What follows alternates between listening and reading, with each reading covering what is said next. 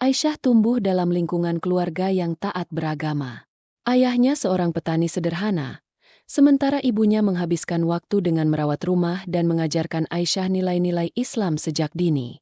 Di desa kecil tempat mereka tinggal, kehidupan berjalan dengan damai, jauh dari hingar-bingar kota. Penduduknya hidup rukun dan saling mengenal dengan baik. Sejak kecil, Aisyah menunjukkan kecerdasan yang luar biasa.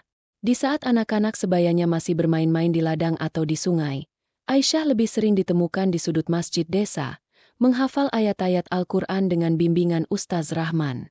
Ustaz Rahman, seorang ulama yang dihormati, melihat potensi besar dalam diri Aisyah dan memutuskan untuk membimbingnya secara khusus. Setiap hari, Aisyah menghabiskan berjam-jam di masjid, membaca, menghafal, dan mengulang-ulang ayat-ayat suci itu hingga menempel kuat dalam ingatannya. Waktu berlalu, dan dalam beberapa tahun, Aisyah berhasil menghafal seluruh Al-Quran. Keberhasilannya ini menjadi kebanggaan bagi keluarga dan seluruh desa. Aisyah yang dikenal pendiam dan lembut, kini menjadi tokoh sentral di desanya. Orang-orang mulai datang kepadanya, meminta nasihat dan bimbingan, terutama tentang ajaran-ajaran Islam. Di balik kehebatan Aisyah dalam menghafal Quran, tersimpan perasaan yang terus tumbuh seiring dengan waktu. Pujian yang datang dari berbagai arah, sanjungan dari orang-orang, dan rasa hormat yang ditunjukkan oleh masyarakat, perlahan-lahan memupuk benih kesombongan dalam hatinya. Aisyah mulai merasa bahwa dirinya berbeda, lebih istimewa, lebih dekat dengan Allah daripada orang lain. Ia merasa bahwa dengan hafalannya, surga sudah pasti menjadi miliknya. Di saat orang-orang memujinya, Aisyah hanya tersenyum dan mengangguk, namun di dalam hatinya, ia merasa puas. Setiap kali ia melihat orang lain yang belum bisa menghafal Al-Quran seperti dirinya, tanpa sadar ada rasa meremehkan yang muncul. Ia merasa berada di atas mereka, lebih tinggi dalam hal kedekatan dengan Allah. Namun, perasaan ini disimpan rapat-rapat, tersembunyi di balik wajah lembut dan tutur kata yang tetap penuh kebaikan. Suatu ketika, seorang gadis muda bernama Maryam datang ke desa. Maryam adalah seorang yatim piatu yang sederhana, tetapi memiliki kecintaan yang mendalam terhadap Al-Quran. Melihat ketekunan Maryam dalam belajar, Aisyah mulai merasa terganggu. Maryam yang selalu bersikap rendah hati dan tidak banyak bicara, mengingatkan Aisyah pada dirinya sendiri di masa lalu. Namun Aisyah merasa posisinya mulai terancam. Ia takut Maryam akan menjadi pusat perhatian baru, menggantikan dirinya. Seiring berjalannya waktu, kondisi hati Aisyah semakin memburuk. Ia mulai merasa bahwa semua orang harus tahu akan kelebihannya.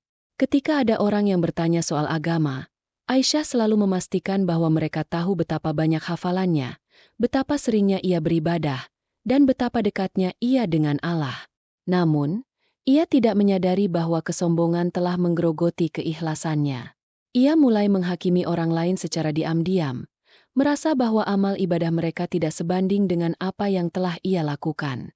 Tak lama kemudian, penyakit datang menghampiri Aisyah. Awalnya hanya batuk kecil dan lemas yang ia rasakan, namun semakin lama, kondisinya semakin memburuk. Tubuhnya yang dulu sehat dan kuat kini menjadi ringkih. Aisyah mulai merasa takut, bukan karena kematian yang semakin dekat, tetapi karena ia merasa amal-amalnya mungkin belum cukup untuk menghadapi Allah. Meski begitu, rasa sombong itu masih tersisa dalam hatinya, menahan dirinya untuk bertaubat dengan sungguh-sungguh. Ketika Aisyah terbaring di tempat tidurnya, hanya ditemani oleh suara lembut dari orang-orang yang mengaji di sekitarnya, ia mulai merenungkan hidupnya. Bayangan tentang pujian yang selama ini ia terima melintas di benaknya. Ia merasa, seolah-olah hidupnya telah dipenuhi oleh sanjungan dan rasa puas diri yang sia-sia. Dalam kesunyian malam, Aisyah mulai menangis. Namun, air mata itu bukanlah air mata penyesalan, melainkan air mata ketakutan akan apa yang akan terjadi setelah ia pergi. Malam itu, di tengah rasa sakit yang semakin tak tertahankan, Aisyah menghembuskan napas terakhirnya. Kabar kematiannya menyebar dengan cepat ke seluruh desa, membuat suasana menjadi penuh duka. Masyarakat desa segera berkumpul untuk mempersiapkan pemakaman.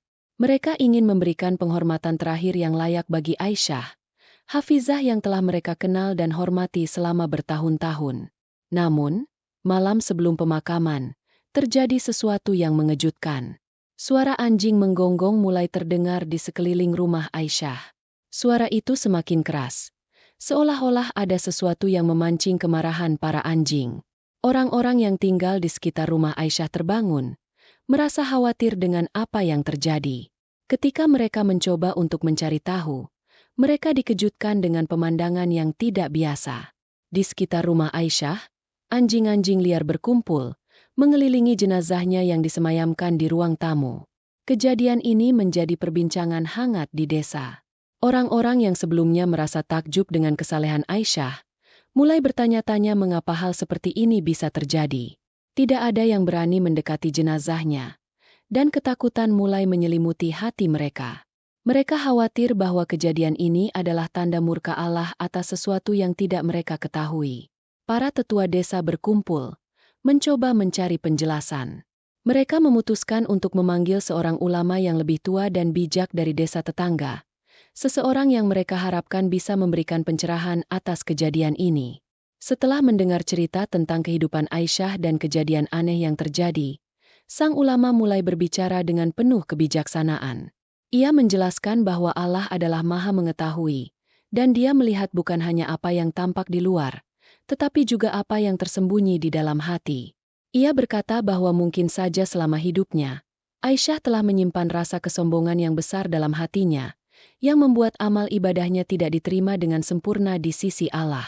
Meskipun Aisyah adalah seorang hafizah, namun jika hatinya tidak bersih, amal ibadahnya bisa jadi tidak bernilai di hadapan Allah. Ulama itu juga menekankan pentingnya keikhlasan dalam setiap amal perbuatan. Ia mengingatkan bahwa kesombongan adalah dosa besar yang bisa merusak semua kebaikan yang telah dilakukan seseorang.